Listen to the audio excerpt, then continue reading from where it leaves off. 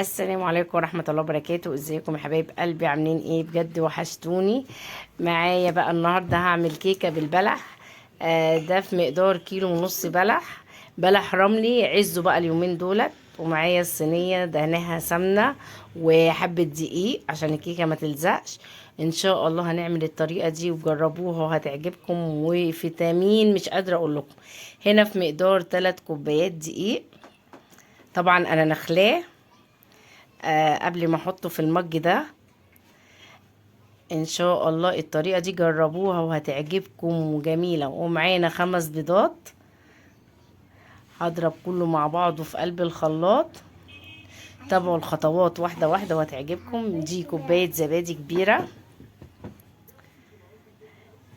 جميلة، ورشة فانيليا تديلها ريحة كده وطعم، بيبقى طعمها حلو وحاجة كده جميلة وبتشيل الزفارة طبعا. ده كوباية سكر.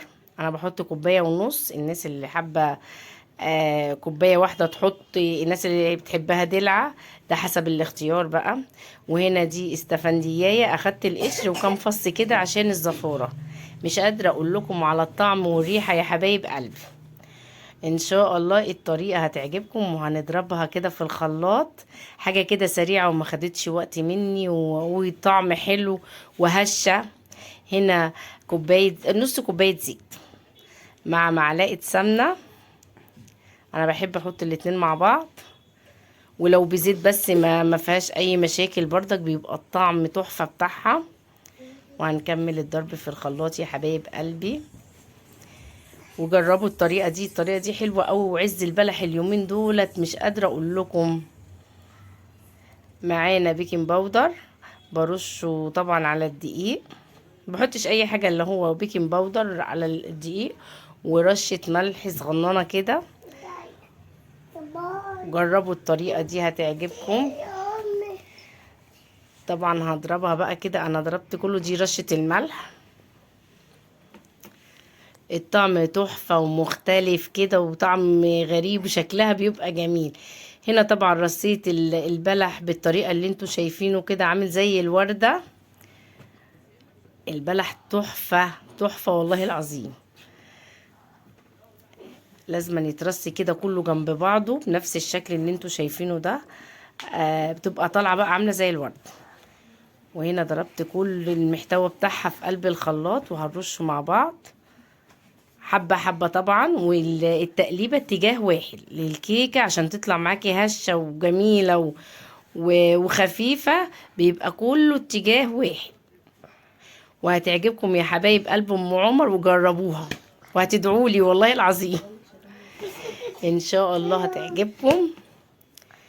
هنا خليت الاتجاه كله طبعا في التقليب. طبعا لازم أنا اقلب كده لما كله يبقى سايل واحد. وبطلع منها الهواء. وهنرش كل ده على قلب البلح بالمنظر اللي انتوا شايفينه ده. ان شاء الله هتعجبكم وجربوها ما تكسلوش يا حبايب قلبي. تحطوها كده اتجاه واحد. تغطوا بقى بالمقادير دي كلها البلح. يطلع شكلها تحفة. وعلى فكرة بتتاكل والله العظيم وهي ساقعة أحلى من وهي سخنة، ولو باتت كمان بيبقى الطعم تحفة. معايا طبعا بطاطا بقى، عيال أخويا عندي وكانوا منوريني.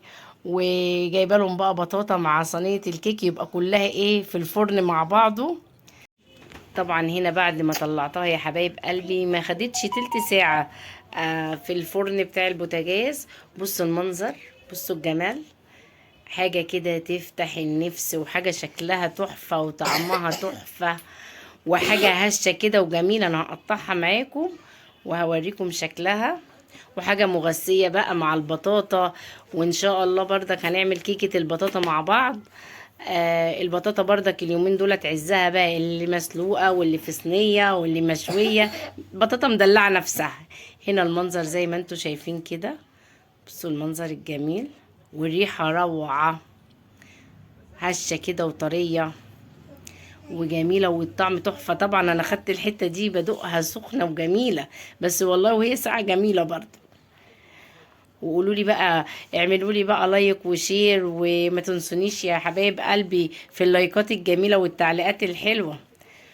وان شاء الله تستنوا مني كل جديد، والطريقة دي هتعجبكم.